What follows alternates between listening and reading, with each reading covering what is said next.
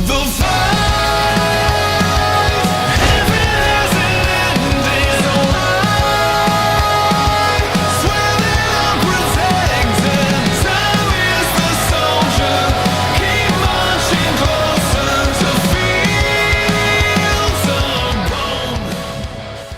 You know, this was an opportunity for me to direct, fully direct my first music video. I've worked with Pat for, I guess it's been since 2008, 2009. I met him in 2008. I was a teenager when I met him, and we worked together for years and years, and it was an opportunity to be able to kind of take that next step. Pat and I have talked about it for a long time, that, learning from him and working with him over the years, I've picked up sort of the how to do it, so to speak. And again, this isn't to say that I have even a tenth of the skill set, but I do have at least a deep understanding of what I think this world should look like, what the Phantom Tomorrow world is, developing it from kind of its gestation period through seeing it into reality with Scarlet Cross and everything. I felt like I knew strongly how we could move this story forward and how to visually represent Fields of Bone. And how do we make it feel like the end of Scarlet Cross, which is left open-ended, becomes the beginning of Fields of Bone? How do you find,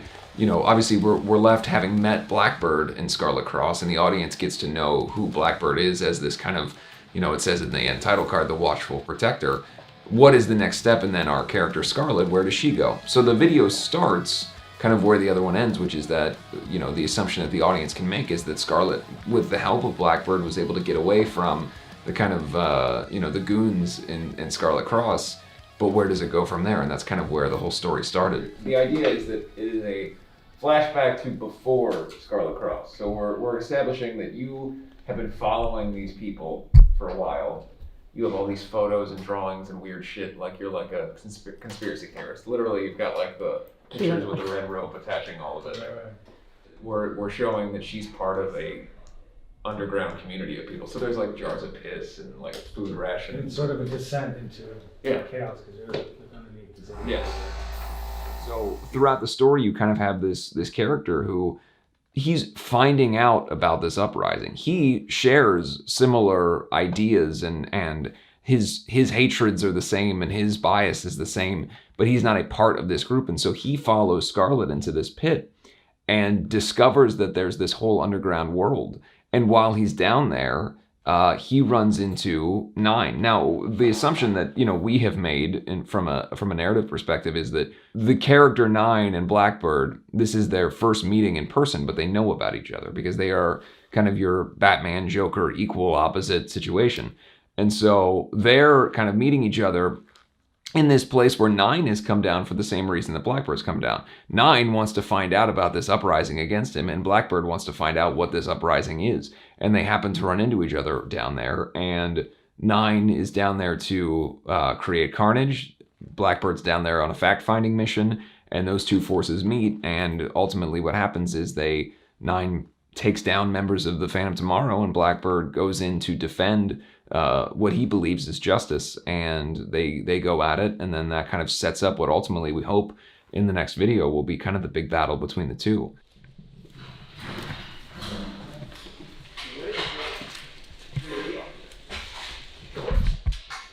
You're gonna be faking like you're coming down here, right? So as high up as you're able to get. You're gonna enter this way. Walk kind of slowly, right? Come in here. We're gonna have you. I have to figure out what I want you to do once you get here, but I need to see what this looks like. You're gonna be here, and we'll go from there. But let me just see you walk down and see what that looks like.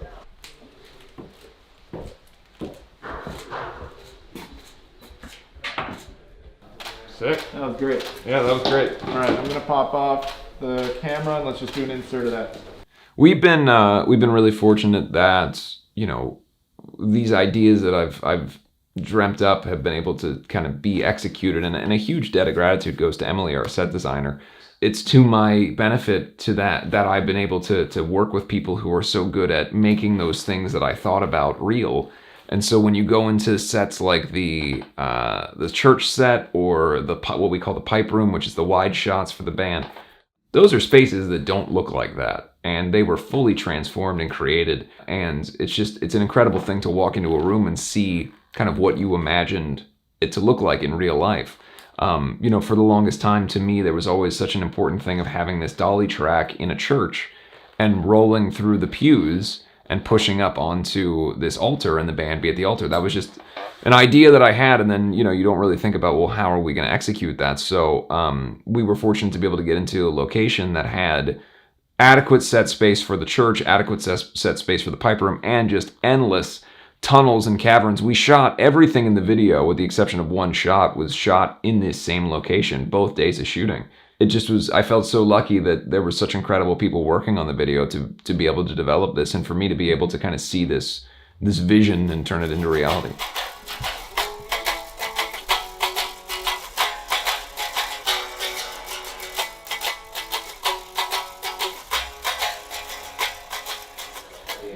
So every music video, they always got something on fire behind me. So we were filming a scene earlier, and there's a Jesus thing, and there's just a sharp, like one of his arms, I guess, got broken off, and it's like a stake. And so I just had this vision of it just impaling me in the neck. And so I go to this new setup down there, and sure enough, they're putting torches on the wall, and I'm like, is this just a thinly veiled plan of having me like accidentally murdered while we're filming a music video? I don't know, but it's not rock and roll without a little bit of danger, and I think we're doing a good job of that. So when it came to the band's costumes, the idea was I wanted something that looked a little bit more gritty, for lack of a better term. So rather than having these sewn on crosses, this is more of it's made to look like it's done by the person. I'm pretty excited about the wardrobe.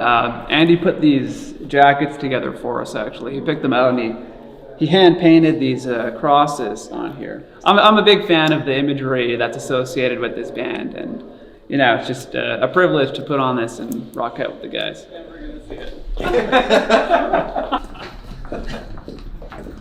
So the video so far is going fantastic. Really stoked on how everything's coming out. It's kind of a dark, grungy, church-esque kind of looking thing. It's just really cool set. I love all the set design, and everything's looking really good so far. I'm very excited for it. I think he's pretty much scared of everything. He's afraid of the dark, right? Yeah. The idea also is that the band and how Black Veil Brides plays into all this storyline is, you know, we are kind of the you know, if you want to look at it like an old Grimm's fairy tale or something, we're the narrator of the story. I mean, I want the feeling of you walking. Like, sometimes I want full blown, you're looking at that, then you're back on us. Yeah. Because that's a good way to enter into So something. you're not looking for me to be like traveling. No. Okay, so I'll go from place to place to get another shot, not to have the shot. The big thing that I want from this is finding us here, finding us here, finding us here. You know what I mean? Yeah. Big moves.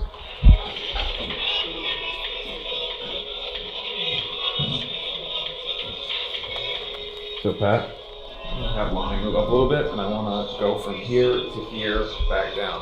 A lot of this. Yeah. This is, I don't care how many times we have to do it, I just want to nail that move. The white. Yeah, this way up. So Dutch to left, back down. Shooting a music video for Fields of Bone. It's our new single from our upcoming record, Phantom Tomorrow. And it's going pretty well. We've shot one scene so far, and we're on to another look, and yeah. So basically, Nick, you're hitting at this weird design here. right, This is... and I'm really swinging through it. Right? Yeah. But I'm still walking. It's not like I'm like. No, you're just going like this. Ultimately, you and then come down with it. So your hand comes back down to... Yeah. Because we don't want this because then your arm... So come down with it. Right. When it makes sense in this handle, I gotta close this handle. Yeah. Hey Andy, are you seeing Jesus' face in the water? I am, yeah. That's weird. Yeah.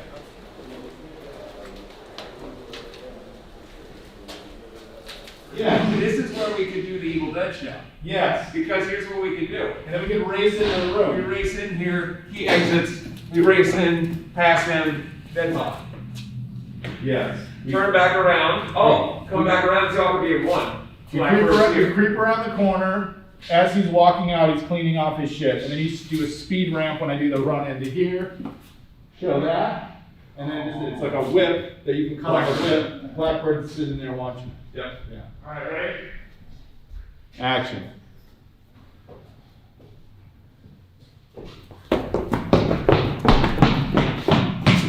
And then to Nick, boom.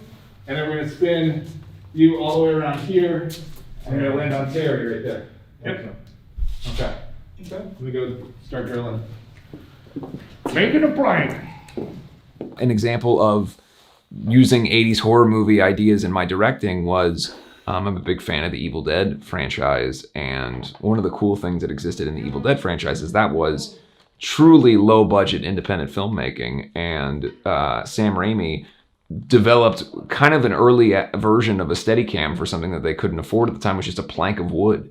So when they did all of the running around the house and going through the woods and everything in the Evil Dead movies, the camera was literally nailed to a plank of wood, and then two people would carry it on either side and run full speed. So that was something I really wanted to use. And so we do this one scene in the video where you see Nine coming out of a room. We run up to him, spin around. You see Scarlet has been killed by Nine. We spin back around. You see that Blackbird has now kind of hot on his tails. And then you see Nine acknowledge this and then run away. And I wanted to get that all in one shot. So we had to rehearse the move a few times to be able to really nail this kind of like overall one-shot spin.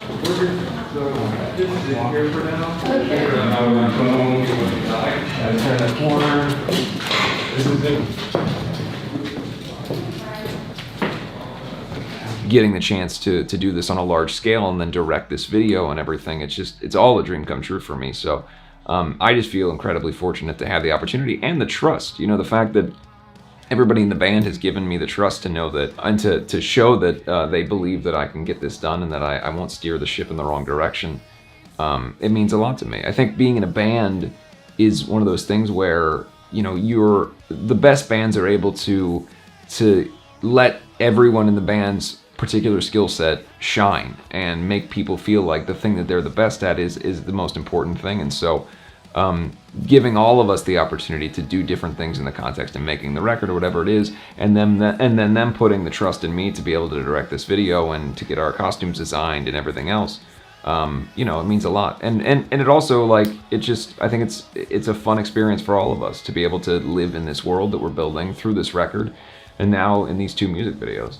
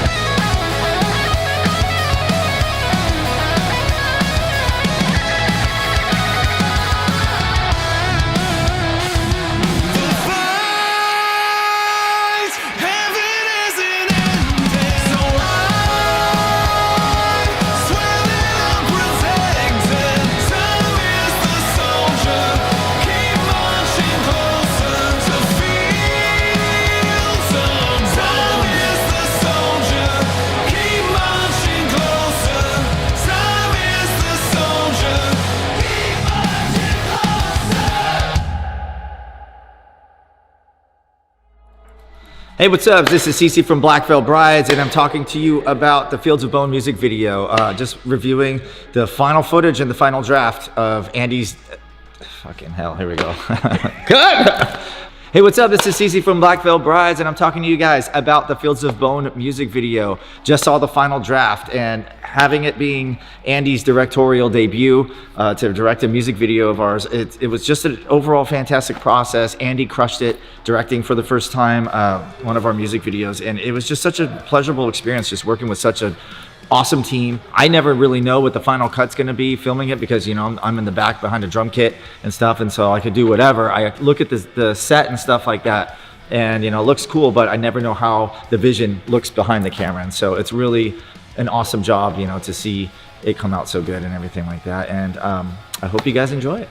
Yes, so Andy, the singer of the band, directed it. It was really his vision, and it's cool to see, something stem from his mind and come to life on the screen in that way. I think he did a really good job.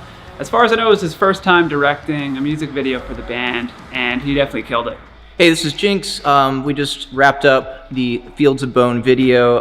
Very impressed with how it turned out. It was Andy's directorial debut. I think he did a wonderful job getting everything together, and just the direction. The art department was wonderful on it. I'm just super happy with the way it turned out. It's dark, it's scary, it's awesome, epic. Hey, what's up? This is Jake Pitts from Black Veil Brides. I just saw the final cut of Fields of Bone music video. I think it's really, really awesome. It was Andy's first time directing a video for us, and I think he killed it. Did an absolute great job. We've always been very hands-on with the videos that we make anyway, so I think it was very natural for him, but definitely killed it, and the video is amazing. Can't wait for you guys to see it.